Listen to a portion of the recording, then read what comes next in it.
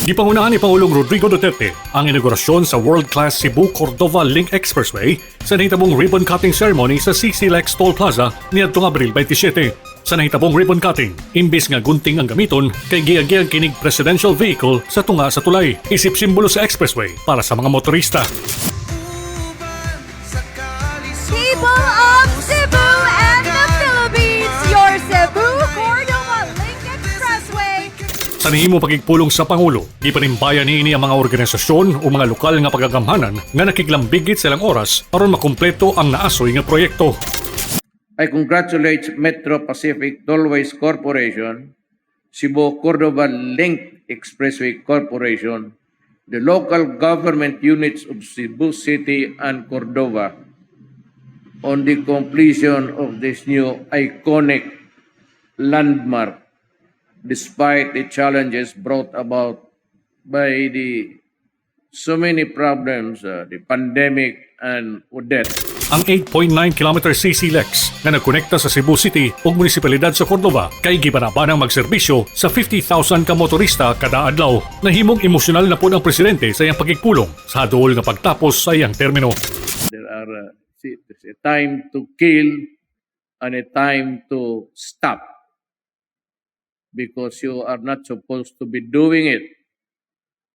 Yeah, there's a time to be powerful and a time to be just a nobody. I used to, the sky, the brightest star there was mine, shining brightly. And in a few days, I will be just a Rodrigo Duterte from Danau, Cebu.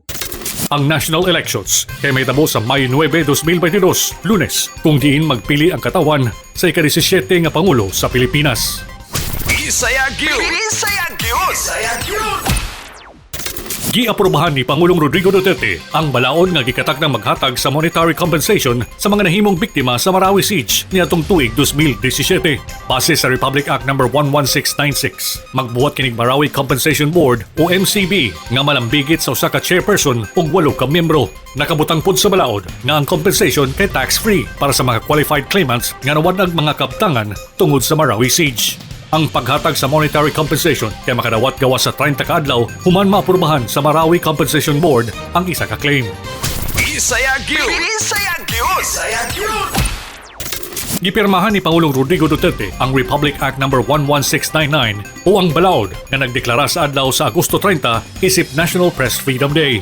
Aron masiguro ang saktong pag-obserba sa National Press Freedom Day, kinigiisip nga working holiday kung diin tanan nga public and private sector kay gipaabot magbuhat og ilang kaugalingong selebrasyon. Nakabutang sa balaod, gitaasan ini ang Department of Education, Commission on Higher Education ug TESDA nga siguraduhong matudlo sa mga eskwelahan ang proteksyon sa tanan nga magsisibya.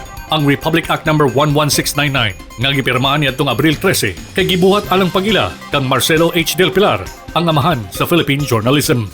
Bisaya Gyud! Bisaya Gyud! Bisaya Gyud! Padayon ang paglibot sa Duterte Legacy Caravan sa probinsya sa Cebu sa pagbisita niini sa mga lungsod sa Konsolasyon, San Remedyo ug Toledo nga gipangunahan sa Presidential Communications Operations Office kauban ng nagkadayang ahensya sa gobyerno. Daghan sa mga residente ang nagpaabot sa pasalamat sa mga programang gihatag sa Administrasyong Duterte sa ilang probinsya, sama na lamang sa Build Program, kalahi CIDSS, Sustainable Livelihood Program, NTF-ELCAC ug daghan pang uban. Giselebrar pod sa Department of Social Welfare and Development ug TESDA ang ceremonial payouts ug pagpasidungog sa scholarship grants sa mga benepisyaryo sa nasoy nga lugar. Pipila niini ang nakadawat sa 1,500 pesos ubos sa Social Pension Program ug 3,000 pesos pod isip allowance para sa mga TESDA scholars. Nagpasalamat pod ang mga mayor sa Toledo City, San Remedyo ug Konsolasyon sa gobyerno sa dagkong proyektong nadawat sa ilang mga lungsod, sama na lamang sa free tuition law, malasakit center ug housing programs. Bisaya Gyud! Bisaya Gyud! Bisaya Gyud!